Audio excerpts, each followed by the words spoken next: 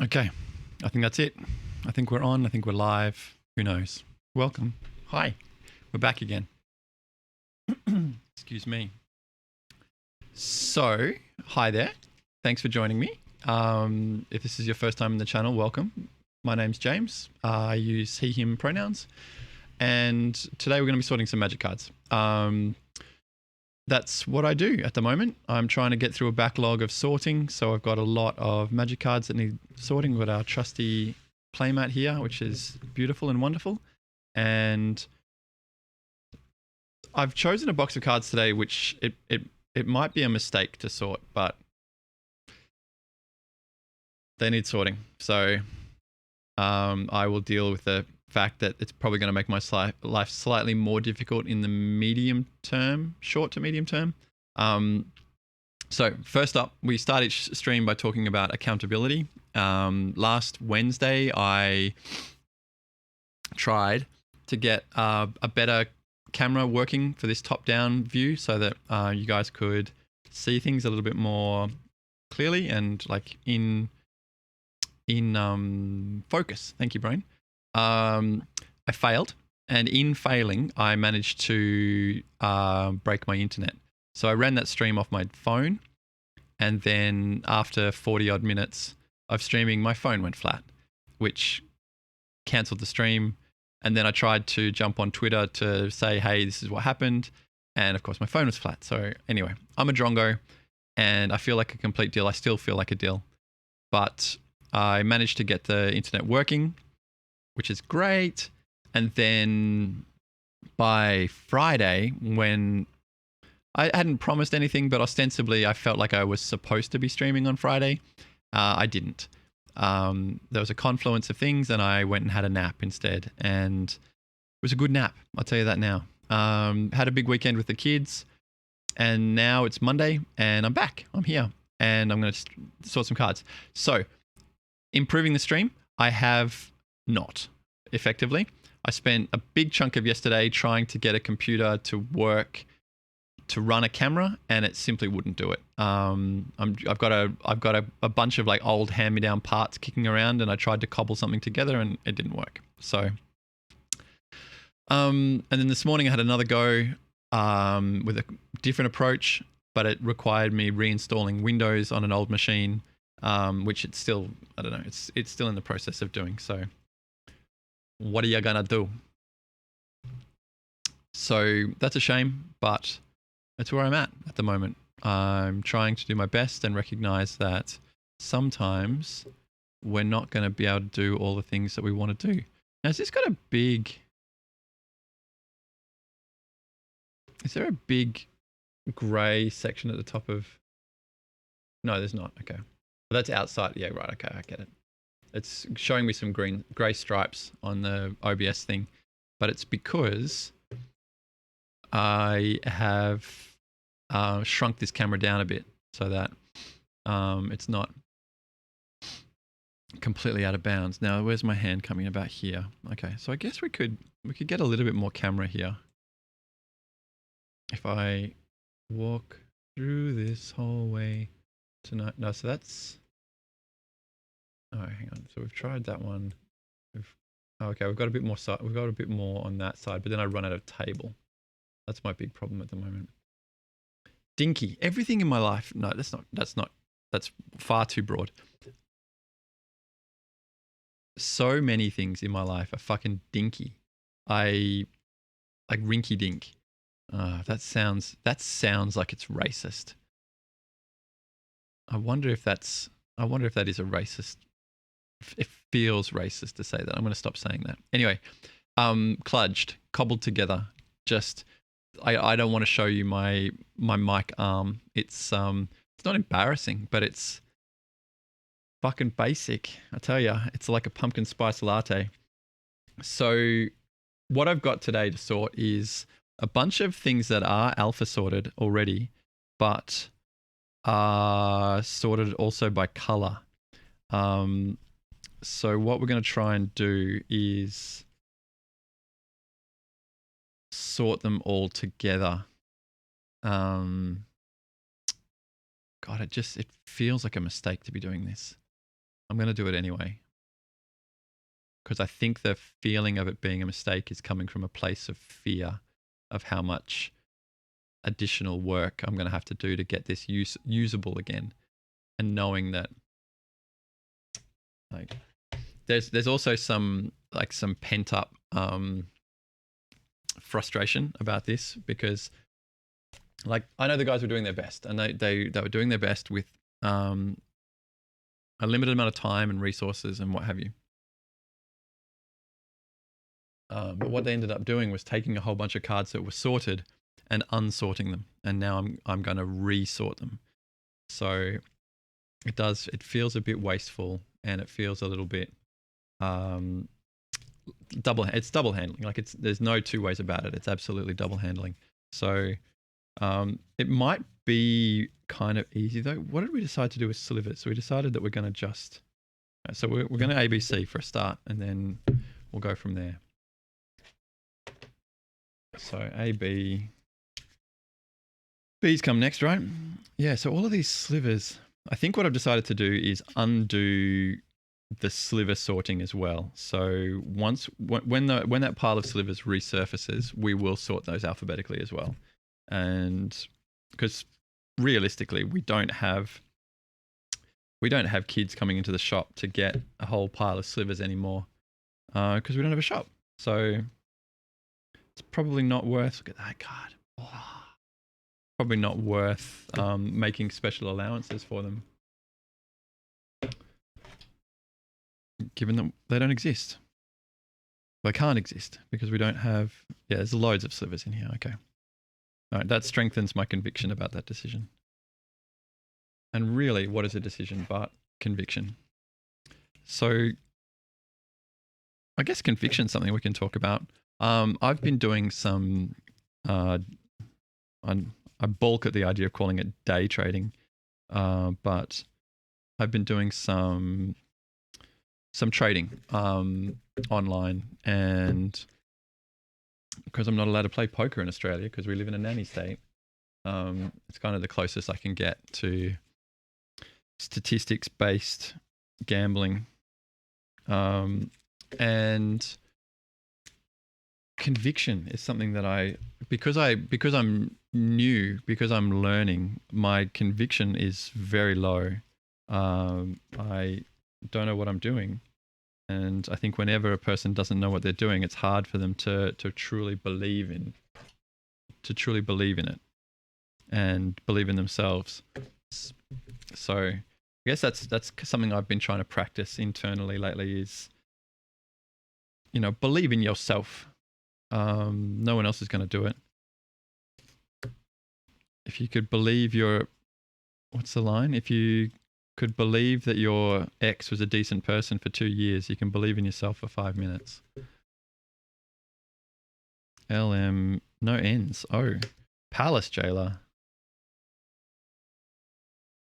That's cool. Like I haven't opened any boosters since Ikoria, so I haven't seen a lot of, like, this is a Time Spiral remastered card, I presume, and it's an old bordered Palace Jailer, which is a conspiracy card. Oh, dude. So I played the Nemesis pre-release, and I was friendly with the judges at the time, and I think the FAQ for Parallax Wave itself was 5 pages long at the pre-release. So people had barely played with it yet. But the problem was that the opalescence combo was really huge at the time and convoluted and what have you. So Parallax Wave, so opalescence turns all your enchantments into creatures. So this would allow the Parallax Wave to remove itself from the game, which would cause it to leave the game, returning the Parallax Wave back again, refreshing its fading. So it was a bit of a pill of a card, and Weg ins Exil. Yeah, I'm pretty sure it was a 5-page FAQ, which just putting these face down for a second because I've got more P's coming. Play sets of Path to Exiles, if you don't mind. Porphyry nodes. I thought color shifting. So porphyry nodes is a color shifted drop of honey. And yeah, I thought color shifting was a pretty clever thing. A pretty clever, like, what do they call it? Design space to explore. P. This card looks like it's got texture. It doesn't, but it looks like it's kind of grainy.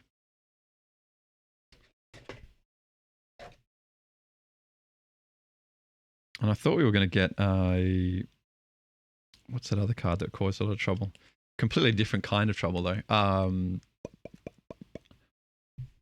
Oblivion Ring. PQR. Yeah, not a lot of R's in this. Not a lot of Q's in this game. Yeah, Oblivion Ring caused a whole bunch of trouble. It was GP Brisbane. I'm not sure if it was the same GP Brisbane that we talked about last time where Olivia Royale got DQ'd. But, check out that bad boy. Whether it was the same one where Olivia Royale got DQ'd. But there was an incredibly bright judge called Graham, who was a massive rules wonk. Wonderful, wonderful guy. Really lovely guy. And he went around asking judges a bunch of questions about Oblivion Ring because he believed it worked differently to the way every single other person in the world thought it worked. And everyone said, no, Graham, you're wrong. It works like this. And he's like, but, and asked a lot of questions and convinced me to his way of thinking. I was a Graham convert to his way of thinking and helped him go into bat for Oblivion Ring. And he was right. The rules got changed. So he maintained that effectively what was happening was Oblivion Ring was a really powerful piece of removal at the time. And so you could use your Oblivion Ring to get rid of your opponent's Oblivion Ring, which would bring back, let's say they Oblivion Ringed one of your creatures, then you Oblivion Ringed their Oblivion Ring, and that would put their Oblivion Ring under your Oblivion Ring and you would get your creature back, okay? Pretty straightforward. The problem arose when the opponent then killed, bounced, whatevered your Oblivion Ring, right? So they would get their Oblivion Ring back and they would put it back on your creature and your creature would disappear again. That was how everyone was playing it. Graham maintained that because I owned the second Oblivion Ring, the one that had stolen the opponent's Oblivion Ring, I controlled the ability that was returning that first Oblivion Ring back to play. Hey, BDC, I'm telling a long and convoluted Oblivion Ring story. So if you're into niche rules stuff, then you're in the right place, my friend. So yeah, to recap. So they've Oblivion Ringed my creature and then I've Oblivion Ringed their O-Ring. So the board is my creature, my O-Ring, their O-Ring stuck under my O-Ring. Then they disenchant my O-Ring. And the way the game had been played up until this rules change was that my Oblivion Ring goes to the graveyard, their Oblivion Ring re-enters the battlefield, and they can whack it on my creature and disappear it again. And that's eventually the rules change clarified that is the way it's supposed to work. But Graham correctly pointed out that because I control the trigger that returns my opponent's Oblivion Ring to the battlefield, I get to choose where it goes. And so there was this really narrow window where he was right and it was possible for your opponent to disenchant your Oblivion Ring and then you use their own Oblivion Ring on one of their things. So the situation went from bad to worse for them. They were down a card, they were down a creature, they were it just fantastic, really good. And I think one of the things I admired the most about the way that Graham handled that was that he was fighting effectively a losing battle, right? Because the rules ended up changing to be the way that everyone was playing it.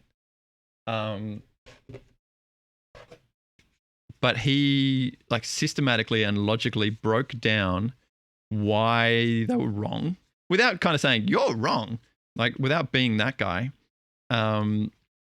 Just laid out a case for it, used other examples. I'm trying to think of what his other examples were, but the end result was that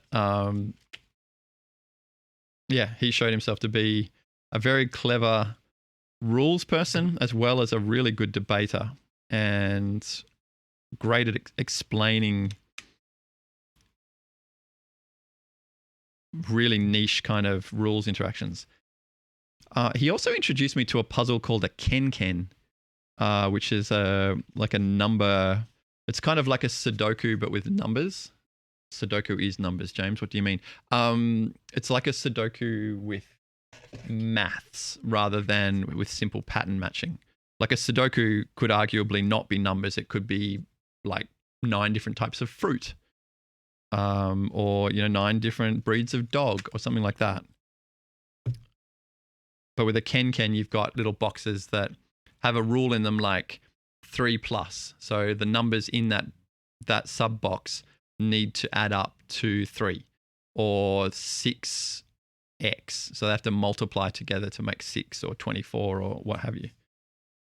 And then follow the Sudoku rules as well. So each row and column has to have the numbers, 1 through n. Not my favorite type of puzzle, to be sure, but certainly a neat kind of way to spend a little bit of time. And then subsequently, those puzzles have been showing up in the newspaper and stuff, so that's been kind of cool. I've been doing the crossword again. I've been trying to get into the rhythm of playing the crossword. Playing the crossword? Do you play a crossword? I don't think you really do play a crossword. But yeah, I've been trying to get into the rhythm of doing the crossword, engaging with the crossword, wrestling with the crossword again. And I haven't been doing the best job. So last Friday just gone, was the Friday that I didn't stream and I had a nap instead. And when my dad takes a photo of the crossword and I print it out here and we try and do it together, but it's a bit touch and go because life. And when I printed it out, I went to the printer and there were 2 crosswords there. And I'm pretty sure I didn't hit print twice. Turns out I had printed the previous week and never got it off the printer. Like that's in 7 days, I not managed to get back to it. So that's kind of where I'm at with trying to do the crossword. But I did have a look at it yesterday and I did get, what did I get? 4 or 5 clues out. So not my best showing, but gosh, certainly not my worst, not by a long shot.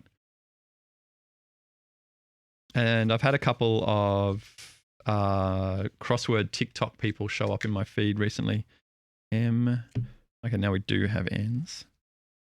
And I think it's the Times crossword that they do, but holy moly. Like I thought that the DA's Friday crossword was obtuse and ridiculous. The Times crossword is a whole nother thing. Just like interleaved, self-referring clues that will describe, like the answers will describe what to do to other clues. Or like an example was one of the answers was solar eclipse, and 4 of the other answers had the letters SUN in sequence removed from their answer. So, for example, the answer was Miss Universe, and the answer to the clue was Miss Universe, but you only wrote in MISN. Oh no, not N even. MISIVERSE. You wrote in Miss Everse, because the sun was eclipsed. It was gone. It was missing from that. Like, I don't know how either people figure out those kind of puzzles, like how they try and solve them, but equally, the kind of twisted mind you have to come up with that stuff in the first place. Just boggling. Now, it strikes me that I haven't set a timer today, which I think speaks to the fact that I felt like I was running late when I got here anyway. And also, UTUVW maybe speaks to the fact that technical issues withstanding when I had my stupid phone go flat. W. It ended at W? Really? Okay. That maybe I'm feeling a little bit more confident about being able to do an hour without relying on the out of having. Oh, look at that coffee. I'm nearly finished. I'm going to need another cup. Yum. Yeah, speaks to the degree of confidence that maybe I've got with, what does that say? Dirge Bat? Batra Dark Destroyer Dirge Bat. Okay, so it's probably a B card. So as you can see, we've done all white cards so far. And then I'm going to do all black cards for a little bit. And then at some point, I'm going to have to fold them all together. So at least, yeah. So that's what I mean, that in the short to medium term, this is going to be a bit of a pain because all of these cards are the ones that are up on the website. And so these are the ones that, if anyone's buying anything, these are the ones they're buying. So by having them sorted by color, it sort of made them a bit easier to find. But then there are like 5 different color sorts. So not that much easier, really, when you get down to it. Oblivion Ring.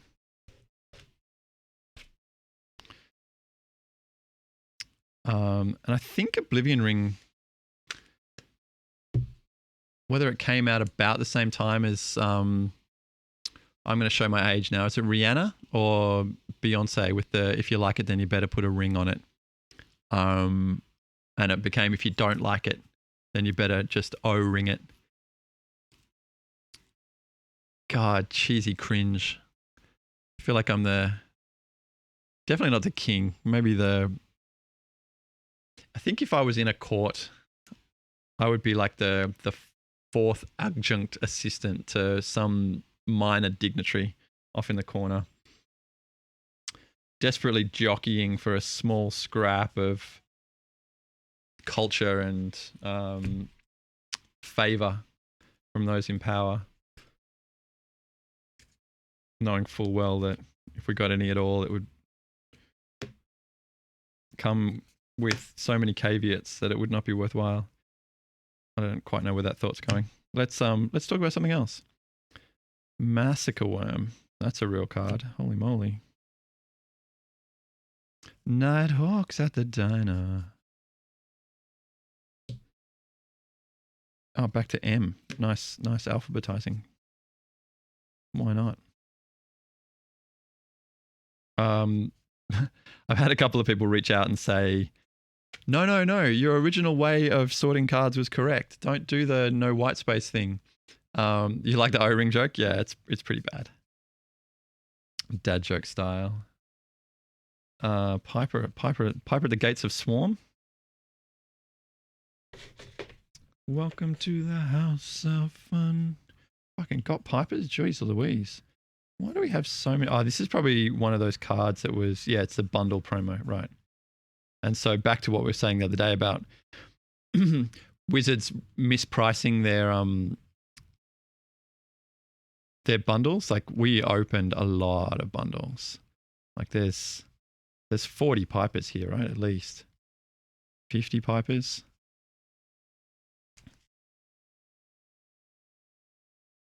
A lot of bundles before Wizards figured out that the pricing was wrong. But gamers gonna game, right? That's the thing about gamers. They're gonna angle shoot. They're gonna look for ways forward. I don't know if you guys watch any poker. I do enjoy a bit of poker. There was a game last week with a bunch of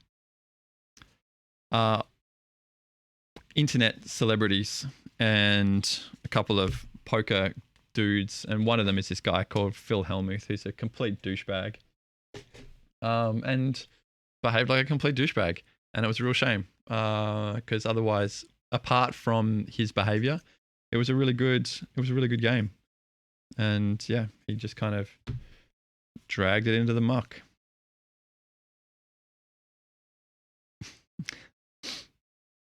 Beseech the Queen. So Beseech the Queen has a really unusual. Can I get it into view there? So it's got one of those split casting costs where it's like triple black, or you can pay 2 colorless instead of any of the black. What's the ideal age to introduce my kid to Magic and how to do it? He's turning 6. You can probably play now, honestly.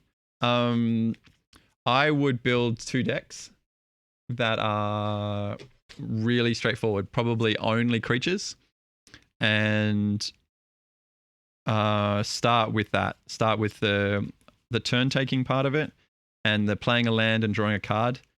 Teach them some good habits from the outset about structure of the turn. So not jumping ahead to draw a card, making sure you untap your stuff first, and keep it to creatures. And be super patient. Take your time. Remember that this is supposed to be fun, and I think after half a dozen games or something with just creatures, if they're getting the hang of how to block and when blocking is worthwhile and when it's not worthwhile, add a couple of sorceries. Maybe like some simple things, like things that make creatures get better, or things that gain you life or draw you more cards. Probably green and white. I mean, it doesn't matter if you've only got creatures to start with, but if you start with green and white vanilla creatures, and then slowly add complexity. So maybe add some flyers to each deck, or I'd say trample's probably one of the harder. Maybe not. I'm concerned that flying might lead to some frustration if they can't block it. So make sure that you've got some spiders as well.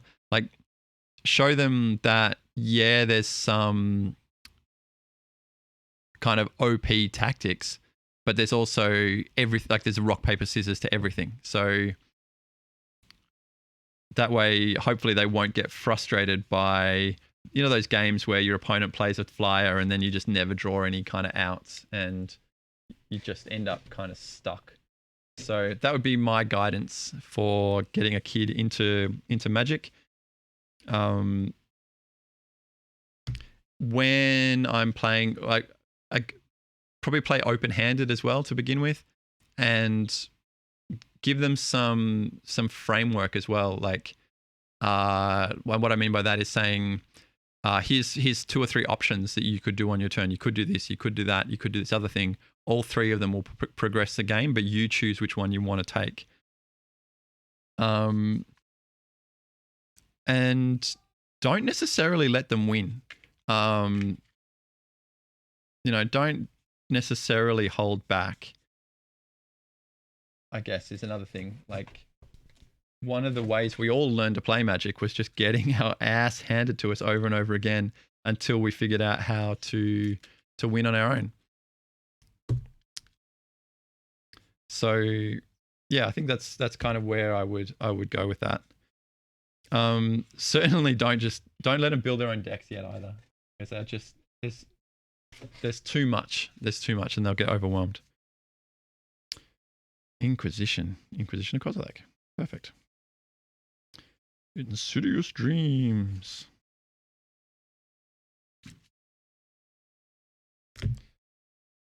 Okay, so these are going to end up being pretty tall stacks by the end of this. Not winning all the time. Yeah. I think that's going to be an important part of it. Certainly, like, don't beat them the first game. Give them a little taste, but then after that, certainly make them work for it. If the decks are really straightforward, though, if the decks are really vanilla, like if you make 2 like 30 card decks with 12 land and 18 grizzly bears, then it's just going to be luck of the draw, right? There's not going to be any kind of skill really involved. It just happens to be mostly black cards it's all black cards at the moment, Scott. So what we're doing is slowly re-sorting a bunch of cards. So I've done the white already into first letter, and then we're going black first letter. God, it's got mind twists. And then red and green. It looks like I've got red, green, and Planeswalkers apparently was a color. So I've got all that to go through as well. And then over the next few weeks, at least, I will slowly but surely get all this sorted back into one big sort, and then they can all go back into the drawers. And then once they're in the drawers, I get a whole table back. I get a whole table of space. I get behind Planeswalker being a color. Yeah, it's definitely its own kind of bucket.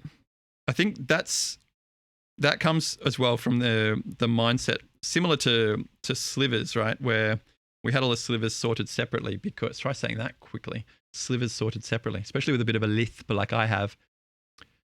We also, like, Planeswalkers was a section of the display cabinets because, again, we'd get kids coming in and going, where are your Planeswalkers? So much like Maro says, change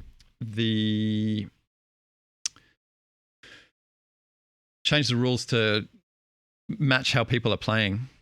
What is your stance on the magic mirror and M or a T?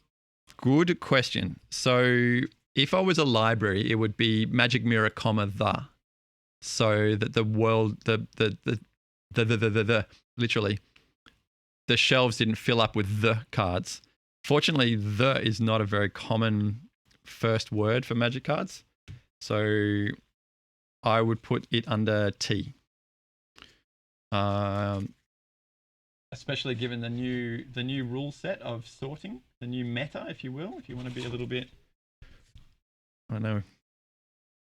The new sorting meta is that we will remove, so like Liliana's Triumph would just be considered AST in the middle there. No spaces, no apostrophe. We simply strip out all of the non-alphabetical characters, including white space, and then sort purely alphabetical. And by keeping the rules that simple, TU, I hope to eliminate some of the other kind of niche corner cases. TU, I finally got a U card so everyone can shuffle along. V. VW, because it effectively, what I want to try and do is eliminate edge cases. No edging. Do that on your own time. Bargain. Card's a bargain, regardless of how much it costs. Okay, so what are we up to now? Red.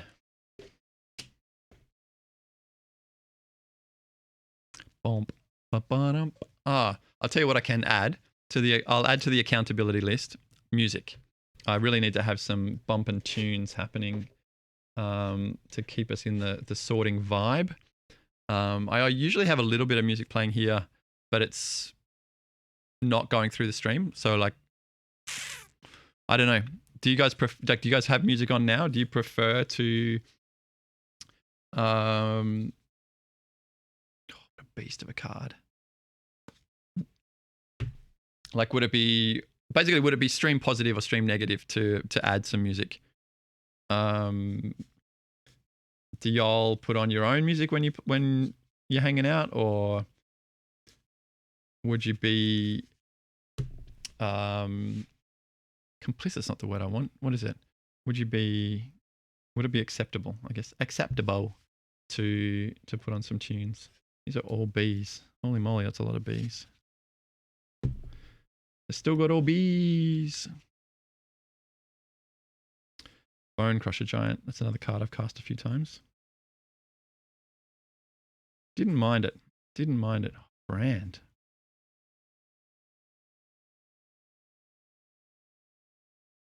It was Rash Taunter. M21.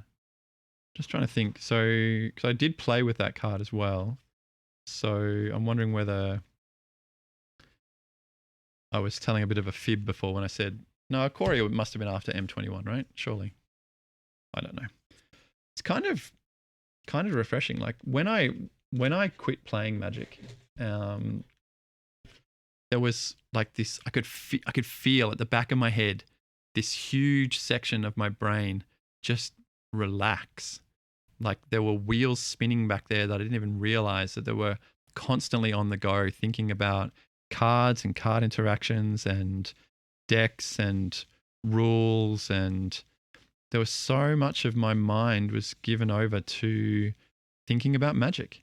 And when I stopped, and like when I quit things, I quit cold turkey. I'm not one of those people who can, harm reduce or what have you. It's either it's on or it's not on. So yeah, when I quit Magic, when I quit playing a video game, like when I quit New World, when I quit drinking, just done. That is not part of my life anymore. And it probably comes like all things, right? It comes from some kind of trauma in my childhood, right? Our childhoods shaped the people we are today. And there's a monkey. Oh, it's an owl. It's a Judge promo. Oh, sick. Oh, that's the Judge Academy logo. Man, I'm slow. Yeah, like all things, comes from some kind of trauma in our childhoods. And I think cutting and running was something that I was taught to do by my mum, because that was what she would do when things got too difficult. Just we'd pack all our stuff and we would move to a new town.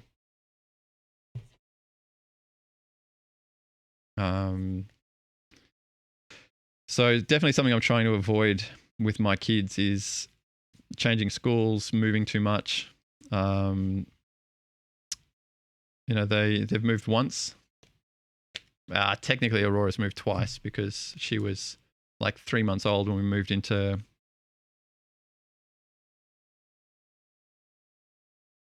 Was she only 3 months old?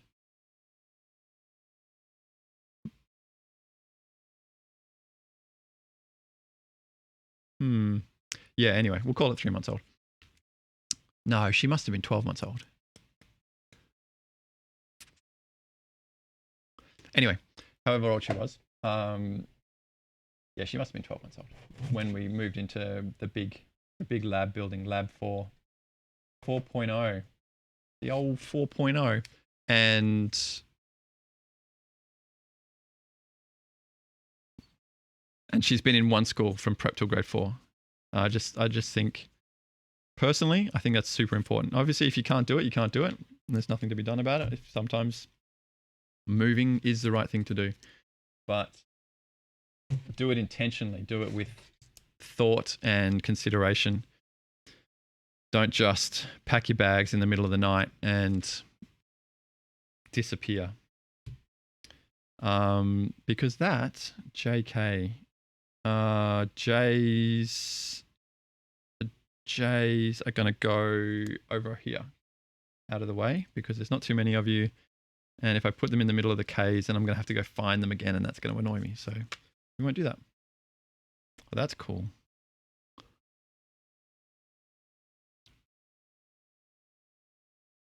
Neat. Yeah, okay. So this time spiral thing is really cool, where they've got lots of old bordered cards. Because obviously that's what a lava spike's supposed to look like. If we've got any proper Kamigawa ones here. There we go.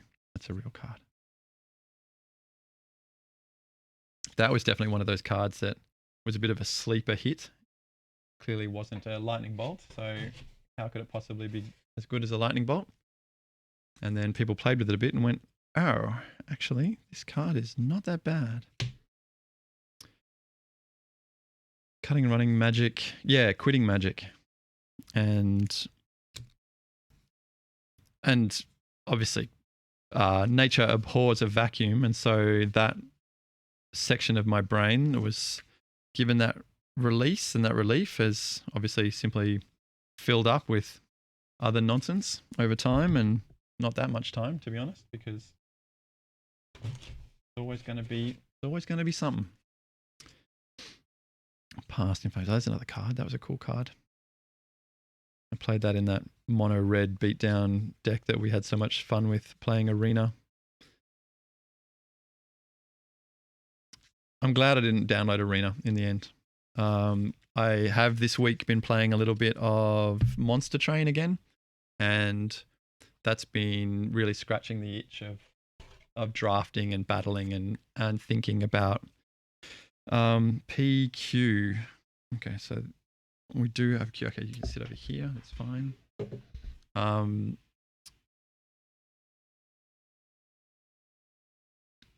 And bit of goal setting. So many red cards. Hey Mash, how you doing, friend? Good to see you, mate. Yeah, we've done white and black already, so we're on to red right now.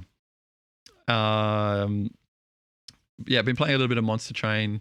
I realized that I wanted to get up to, if any of you have played it, Covenant rank 25, which is basically, I would consider that finishing the game, I think, depending on what ability, like there's a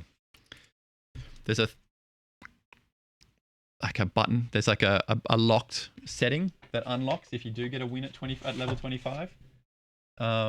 So depending on what that looks like, it might be another play form that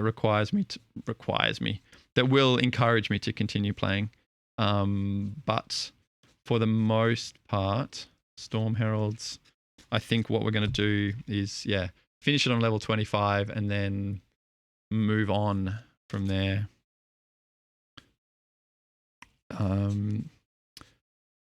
Now, given a little bit of thought, I gave it a tiny bit of thought. I realized that I was getting to a card that starts with the, and back to Scott's question about how do we treat cards that start with THE space. And I still do think we're going to put them under T, even though we may. Why are my Storm Heralds on my T pile? I probably got distracted, didn't I? So many S's. All right, what we might do, because the S pile and the B pile are getting a bit giant, I might make a second S pile over there, and we'll probably forget about it and later on go, So we're going to put the Acro and War and any other these. Oh man, this guy was great fun. +2. It's not double, but it's pretty good. TU.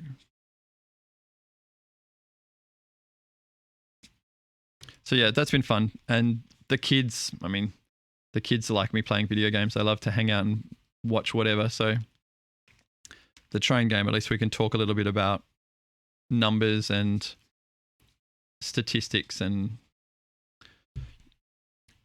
useful skills that kids can learn from and use as a foundation for growth and knowledge. Okay. Green, and then our favorite color, Planeswalker. The blue seems to be in another box right now. So this is one 5,000 count box, of which we've sorted 3 rows so far. So we're getting there. Ancient Stirrings. Spiders. Lions and tigers and bears. Oh my. Speaking of bears.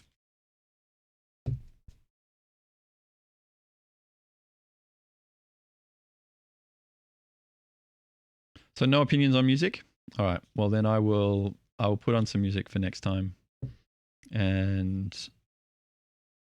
I'll make it straightforward. I'll make it simple so that if it turns out to be distracting or annoying or what have you, I'll be able to just flick it off the stream and have it only come through on my end. God damn it.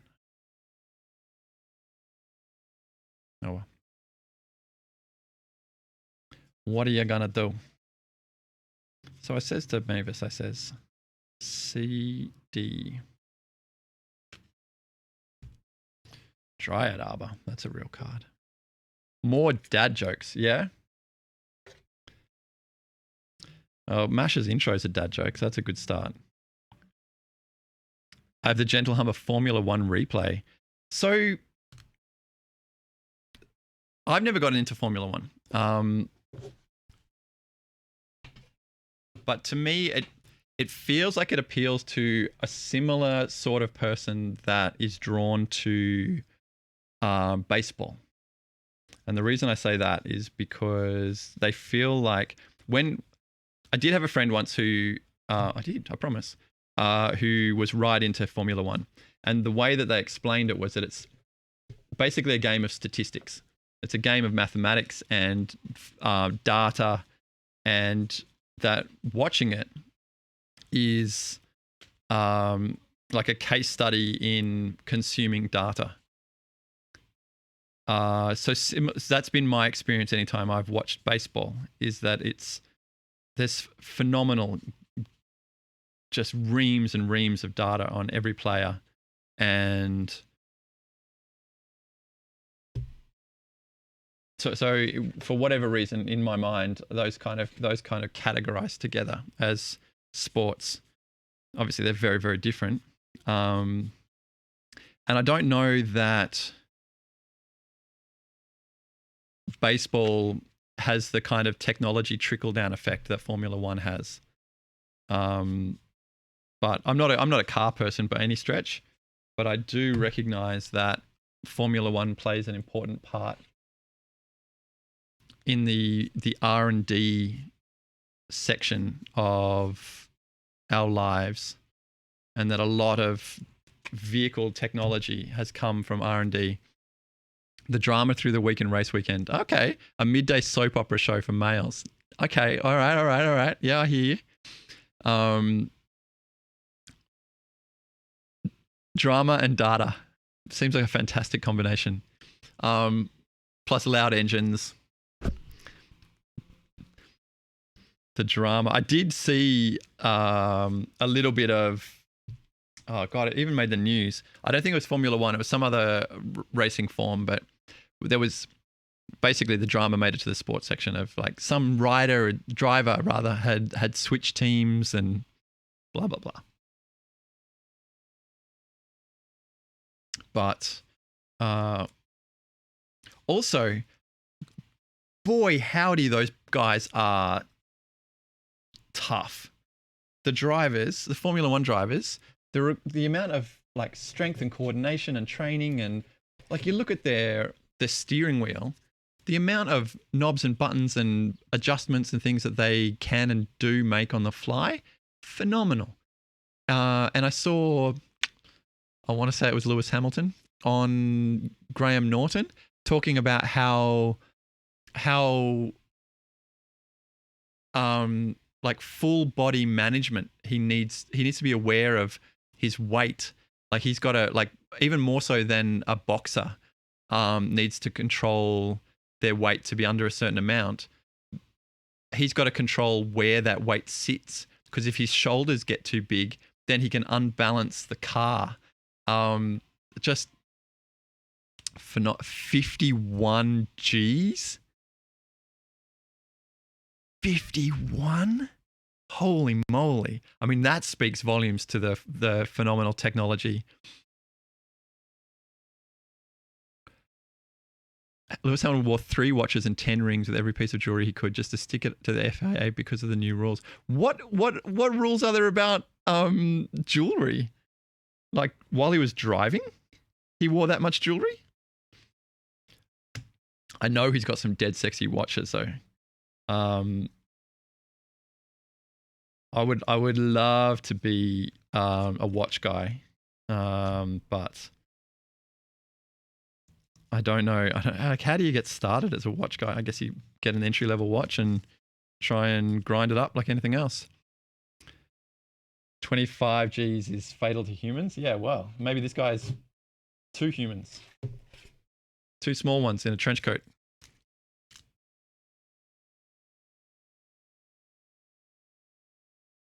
Maybe not. 25 rats. I did read the other day that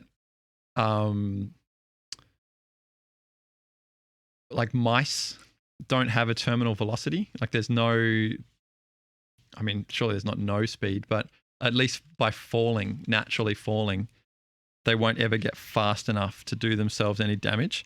So like a mouse can fall down a mine shaft and then just walk away at the bottom. All drivers can't wear jewelry except wedding bands because of fire, health, and safety. I mean, that sort of seems reasonable, right? I guess, I don't know, saying people can't do anything is generally going to lead to someone saying, well, I'm going to do it anyway.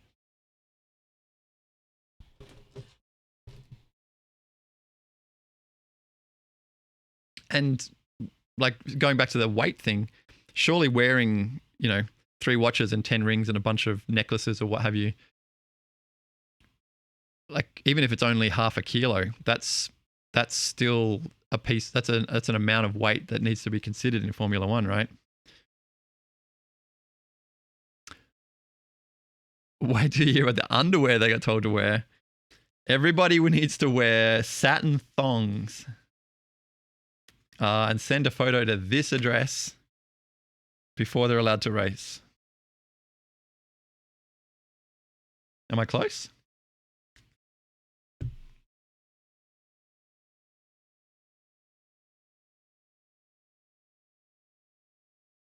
Melma Mangiacarogne.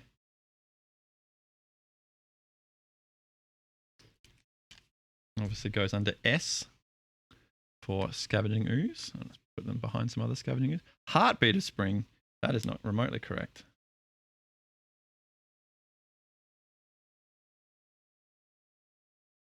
God, I'm so pleased no one ordered a heartbeat of spring. Well, several at least, because I think there was some up there previously, but I never would have found that card. Sebastian Vettel walked around pit lane with his on the outside just to prove he's wearing it Superman style, right? What a legend. I will not be told what to wear.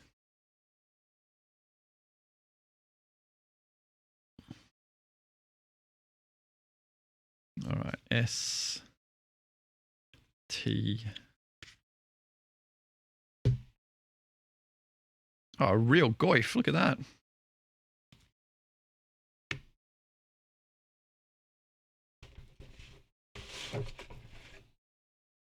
Okay.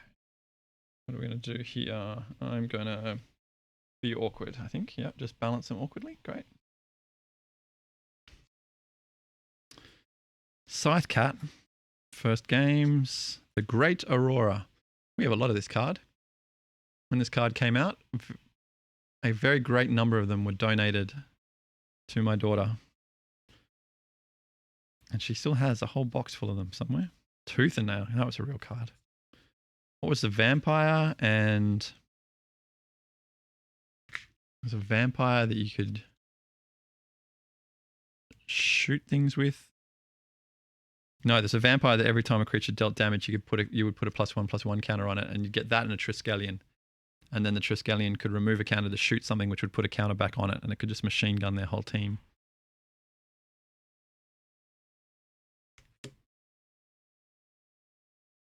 Vengevine. Another fantastic card. Whoa, no! No, it happened! Oh well. A bunch of T cards on the ground. I'll have to pick those up in a little bit. There's always a fear when you drop cards on the ground and you're sitting in a rolly chair that you roll to go and pick them up, and then... What's up, Vancicles? I just dropped some cards on the ground because of my elbows and the massive stacks of cards that I am trying to sort. Yeah, there's always that fear when you've got a rolly chair that you go to pick up your cards and you simply roll straight over the top of them. We've certainly had cards come through the shop where like that's been chaired. You can tell it's got this big kind of crease through the middle of it. A certain kind of crease that's been chair inflicted. Yorvo. Bearscape in this Christian Minecraft. Not in my server. You're in isolation? Oh, dude. I mean, I want to make some backhanded remark about how you never leave the house anyway. But hang on, I'll be right back. I'm just going under the table for a second to get these cards.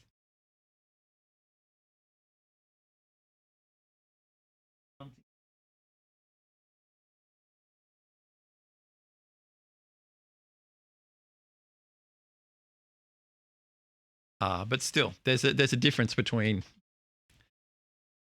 not leaving the house by choice and not leaving the house because you really ought not, because you will, or there's a chance of you causing distress and drama for others.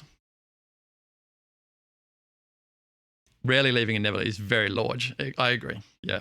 And choice, right? Choice is a big thing. Being able to choose, having the freedom to choose, having the resources and access to choice is very important. Subtext.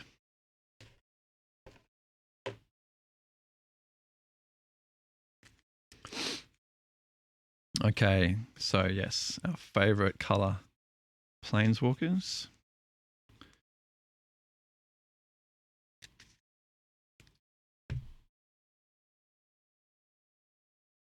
So many Ajanis.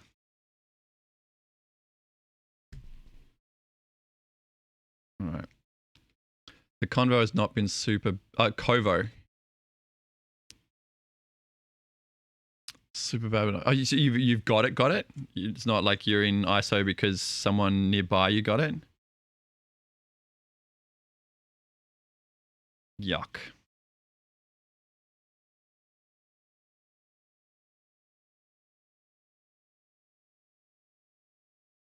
Bearscape in this economy?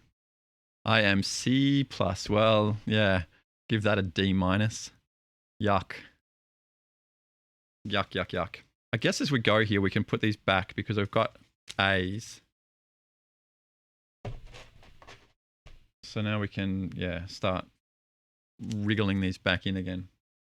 My commiserations, Vance. That sucks. God. So Obi's back in kinder, and of course, week 1 coming back from kinder, he comes back with like a runny nose and a bit of a cough, and you're like, oh, come on, no. And turns out he's just, kid sick. It's fine. And this past weekend, he's had a bit more of a cough, and you're like,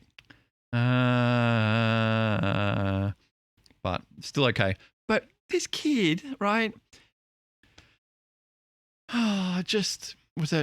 Must have been Saturday night. Like it's dinner time. He's not eating his dinner. He's jumping on the couch, and he's like, look at me. And just as we turn to go and look at him, he kind of falls off the pillow that he's off and just kind of like flomps face first into the coffee table, and his bottom teeth goes through his lip. Blood, crying, tears, just like, kid, come on. Get some upper arm strength and some reaction time, for fuck's sake. What are you doing to yourself?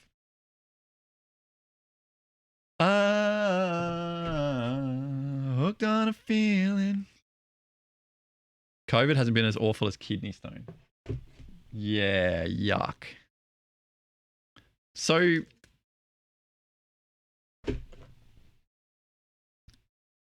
I don't know, like, is a kidney stone like a one and done thing? Like, I know they like, you grow more and you might happen again, but like, I guess the question I'm asking is, if you had to choose between a week of coughing and fever and being bedridden and just feeling awful, or on the other hand, having an hour of absolutely agonizing pain while you try and pass a kidney stone,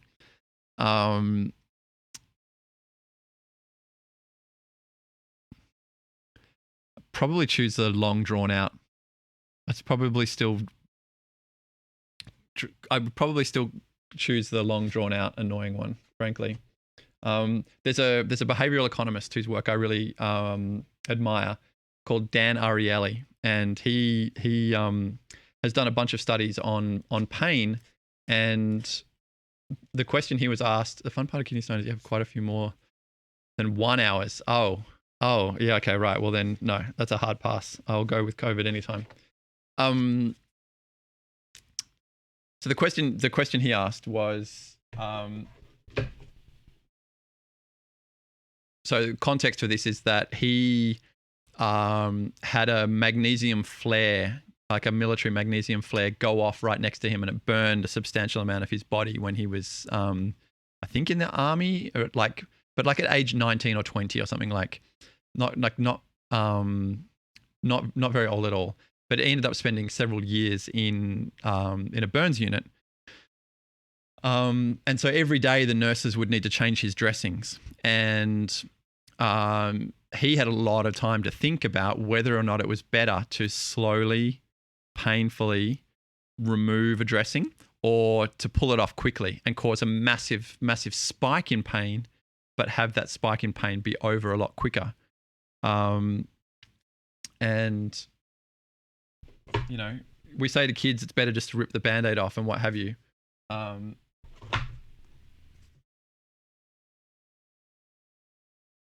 drawn out, sit at home. Yeah. As I said it, I thought about long COVID and the idea that, you know, as much as, you know, peeing out jagged rocks is super painful. I know my kidney stones can kill if you do nothing about it. 0% just went up. And so one of his kind of findings, his takeaways from his studies on pain and was that it's not just the patient's pain that needs to be considered. So the nurses in his hospital would do the slow, agonizing removal of the dressings because they couldn't. You know, we're talking about really empathetic humans here, right? Working in a burns unit. They simply couldn't handle the sight of their patient in agony. And so one of the reasons why they went with a slow removal was because it caused the nurse less emotional pain. And that was eye-opening for Ariely, and became kind of a cornerstone for some of his further readings and studies and experiments. Elspeth. One of which I really like, which is about buying lunch. So I'm sure I've told this story before, but I really like it, so I'm going to tell it again. So basically the idea is that if 4 people go out for lunch, and they... So how does this work? If 4 people go out to lunch, it's better for the group if one person pays for the entire meal. And there's a little bit of kind of emotional mathematics behind it, but effectively the idea is it comes from this kind of max pain idea. Like if let's say you spending $1 causes you one unit of emotional distress. Okay. And we know that there's an upper bound. This is not a linear correlation, right? So if you had to buy a house for $1 million, and then it comes the day of settlement, and they go, "Oh, by the way, there's an extra $4,000 worth of fees that have come up because of yada yada yada." You're like, yeah, whatever, right? It's like if you came in to buy a toaster, and that's expecting to pay $20 for a toaster, and I said, "Oh, there's $4,000 worth of extra fees," you'd be like, "The fuck, man? There's no way I'm paying $4,000 extra on top for my toaster. Get out of here!" And you walk out. But when you're spending $1 million on a shitty 2-bedroom flat here in Melbourne, and they say, "Oh, there's $4,000 worth of fees," you're like, sure, whatever, that's fine, because you're committed to $1 million already. So the extra 4,000 isn't remotely the same amount of emotional pain when it's the 4,000 from $1,001,000 to $1,004,000 than it is from $25 to $4,025. Right. So if we take that to be true, then 4 people go out to lunch and the bill's $100. So if each person pays $25, then let's say that they incur 20 units because of that fall off, right? They incur 20 units of emotional distress. So what Ariely was positing was that if one person paid $100 and 3 people paid $0, then the one person who paid $100, again, because of that, that emotional fall off of distress by paying a greater amount of money, he put forward this idea that perhaps the emotional distress of paying $100 might be 75 emotional units, or even 70, right? So you compare directly the two examples. In both cases, the bill was $100 and $100 got paid. But in one scenario, 4 people endured 20 units of pain, which ended up being 80 units of emotional financial distress. And in the other scenario, someone paid $100. And obviously in all these scenarios, they're privileged enough to be able to afford to go out to lunch, and the $100 itself is not onerous. And there might even be an expectation that they would go out again for lunch and it would be someone else's turn that time. Because the other aspect of this process was that the 3 people who didn't pay for lunch, they get a bonus, right? So by not paying for lunch, they not only don't incur that financial emotional distress of having paid any amount of money, they might also feel like emotional sucker, right? Like they might feel better off. And let's say maybe even if you only put that at, say, 3 or 2, right? Even that's enough to offset, nearly 10% of the emotional distress of the first person. So in the mathematics of financial distress, and I this is all kind of theoretical, but it feels right to me. It feels, when I have gone out and paid for lunch, I feel better. I like paying for people's lunch, and people like having their lunch paid for.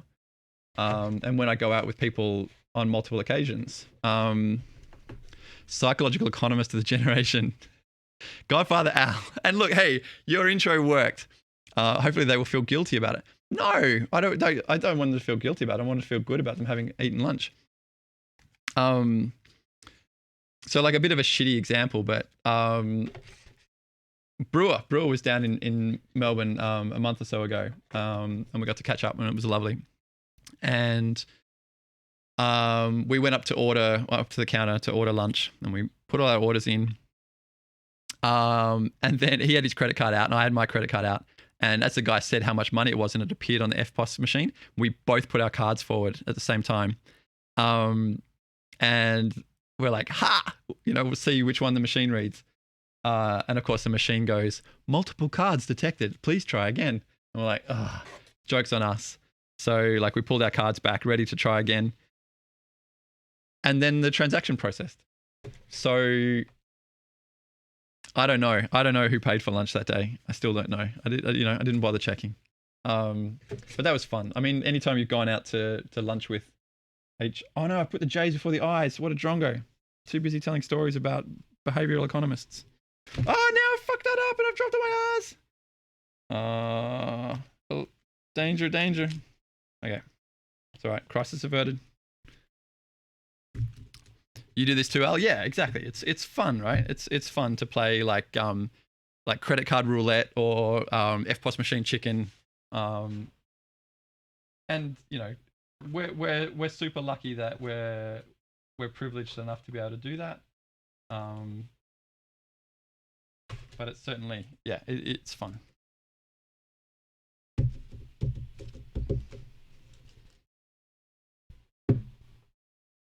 J. Okay, that's J. Cool. All right, let's slide this in a little bit. I don't have to reach quite so far. And you'll probably pay for their lunch next time if they bought me lunch. Yeah, and I think that, I guess the takeaway too is that, like, especially if it's a group from work or if it's a group of friends who hang out pretty regularly, I don't think I want that to be here because don't think I would look for it there.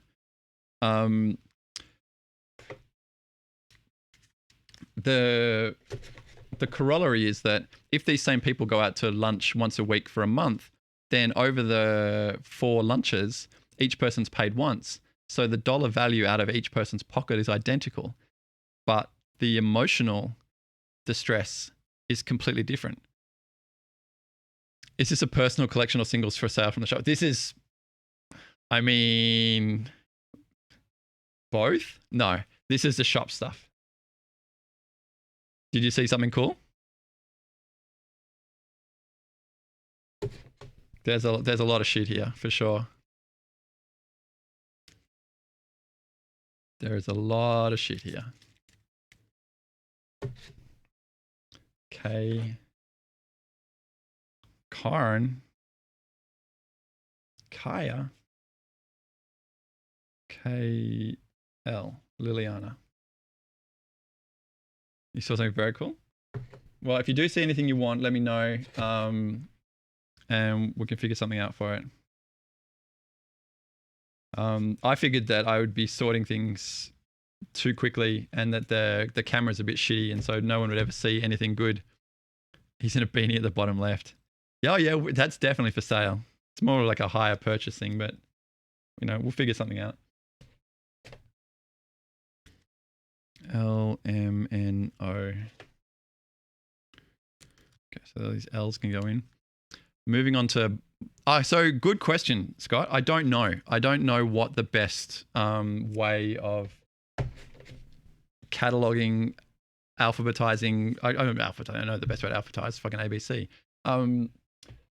But yeah, I do need to do some research on what type of cataloging system to use, how to get that into a format that people can browse and find things more easily, because our website's barely functional. Let's be very generous and say that. On the reserve list, it's definitely one per deck. And other terrible analogies. I gotta hope I'm on the reserve list. You don't want more of me running around.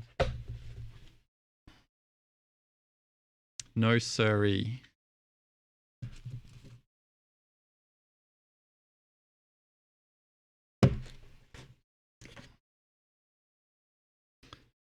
Hourly rate. Where does the Planeswalker emblem go on the pile? I think it goes into tokens. Because it's not a magic card, right? It's not a... And I know there's a lot of magic cards that don't have a magic back, don't come for me, but it's not a magic card. It's a token. So emblems would be sorted under tokens, under E for emblem, and then by Planeswalker. Where we get to? OP. Sarkin.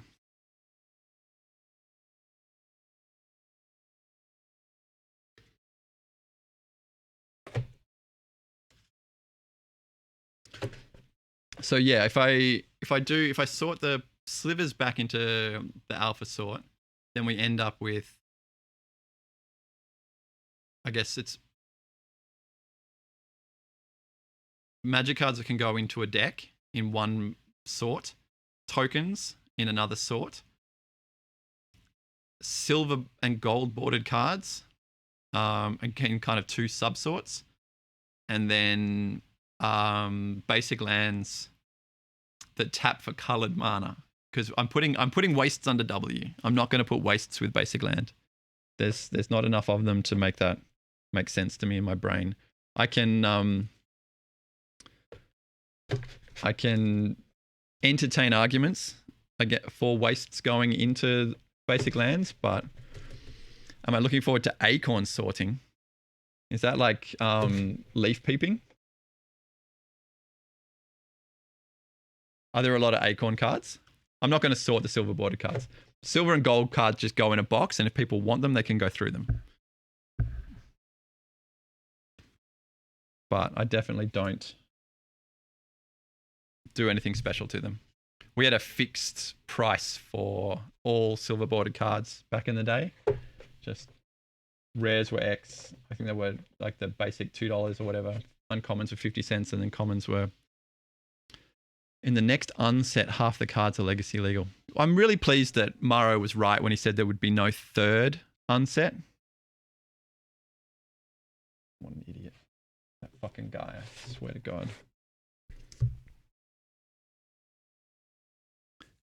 Because this will be what, the 5th unset? Oh, this is the Acorn one. That's right. Yes. I have heard about this.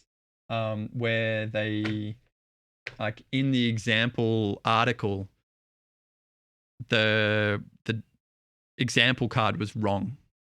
Yeah, so dumb. So dumb. Wizards get stuff wrong all the time. And the printing factory gets things wrong all the time. The number of rare cards I've seen that don't have a foil stamp, and you're expecting the foil stamp to be the legitimizer for legality. Forget about it. That's super dumb. Silver border cards look cool, and people like them. Just make them silver. Like that makes no sense at all to me. And it wouldn't surprise me if the answer is that it's a printing issue, that they wanted to put silver and black bordered cards on the same sheet, couldn't figure out a way to do it, and just said, we're just, And even if that is the answer, it still boggles me, because they've managed to do a lot of very interesting things with subsorting and inserts and what have you. So there's no excuse, Wizards. Try harder. Try harder. Oh, Eugene. Oh, stamped Eugene.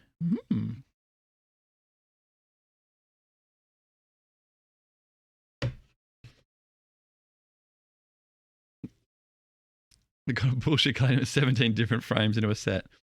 Yeah, exactly. How couldn't they figure out a way to do it? Oh, yeah. Yeah, definitely. Highlander is going to be a pain. Fortunately, the people that play Highlander are very attentive and will be aware that such a thing could happen, and it'll get dealt with. Eugene, the ineffable. What do we got here? A blue gene. Oh.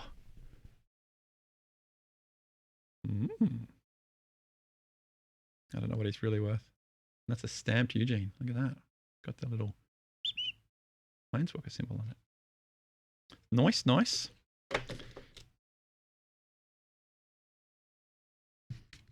And I did. Remember I said I'm going to put those pile of cards over there, the S cards, off to one side, and I'm going to forget about them. And then when I get towards the end of the alphabet, I'm going to say, shit, I forgot about that pile of S cards. I did exactly that.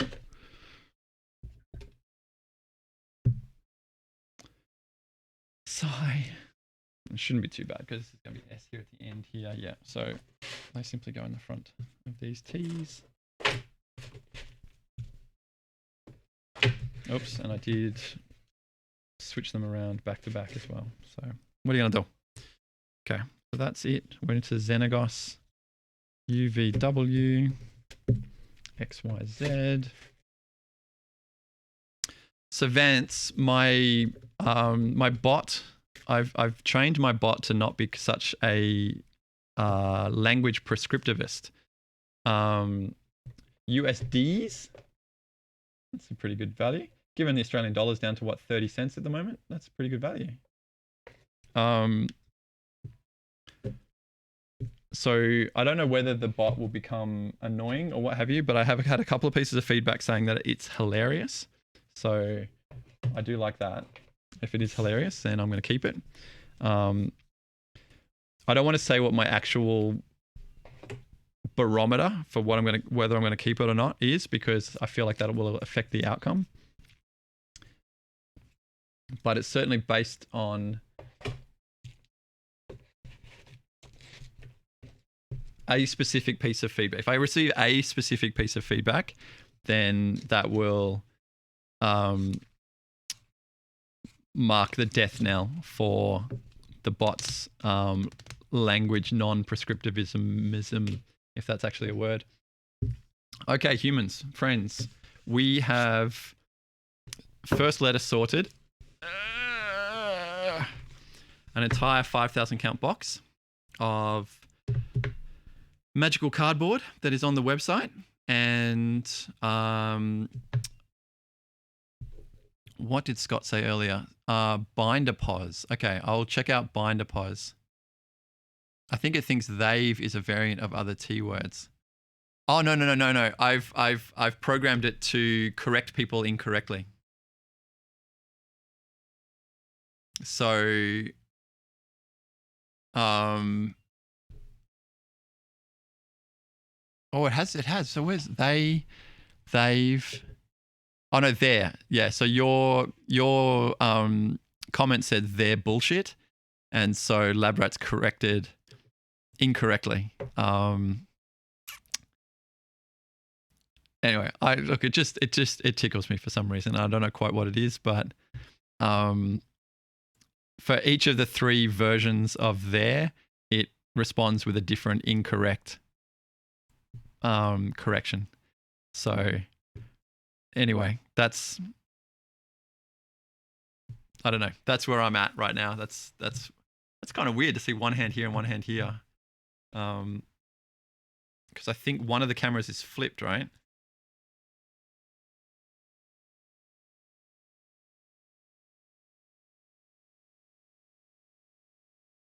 Oh, that's super weird. Your Honor, don't shoot. Okay, so it is 12:24. I've done my allotted hour. I have got a piece of work done, which I feel good about. So I am going to scoot. BDC, wax on, wax off, absolutely. Man who catch fly with chopstick can achieve anything. Man who go to sleep with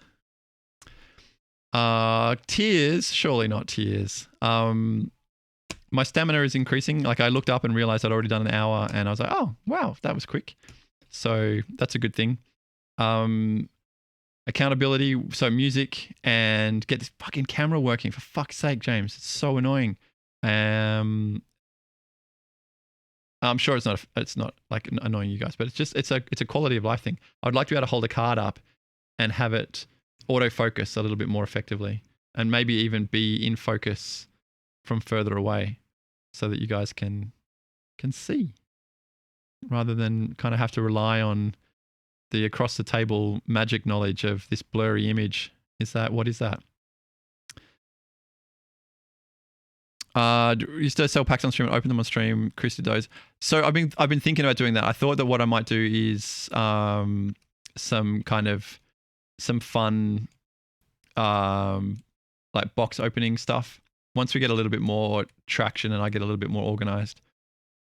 There's a couple of people that do box breaks. I've seen it done for like sports cards and for Pokemon cards. I'm sure there's people doing it for Magic as well, where people pre-buy a numbered booster. So if you imagine a box of boosters has 36 packs in it in 3 rows of 12. So you could set up an Excel spreadsheet and have people put their names in for specific boosters, and then they get called out on stream, and those cards get put away for them. I guess the thing that's the hurdle for me right now is how do I get those cards to you? What I thought about doing was I've been trying to figure out how a Patreon might work, and I thought what we could do is maybe for, I don't know, some dollar value, we could do, this is not final or anything, but this is just as an idea. Like, let's say someone was at a $20 Patreon level.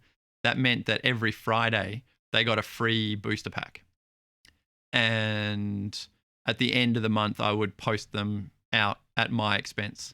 Something like that, right? I want to kind of find a way to make yeah, make content obviously, but make it be valuable to you guys. Make it be something that is something you want to be a part of. So if it was something kind of fun like that, it would mean also that the people wouldn't necessarily need to be around for the stream to like get dibs on packs or what have you. But yeah, I'll have a look at what other people are doing, and like pretty much everything Lab does. We will look at everyone else's ideas, steal them, and improve them, and go from there. So thanks for hanging out, peeps. Much appreciated as always. Much love. Stay safe. Stay warm. Try and stay negative when you stay positive mentally and negative on the RATS test. I can't speak for you, Vance, but hopefully you bounce back quickly and don't experience any of the long COVID nonsense. Let's just, kick it in the bum and get on with our lives. Fun guessing the cards on stream with everyone. Okay. Much appreciated, my friends. If I don't hit stop, I'll just keep going. And unlike the other day, I'll hit stop streaming rather than stop recording, because I hit stop recording last week and then just talked to myself for a minute while I was trying to figure out what else was going on. Anyway, love ya. Take care.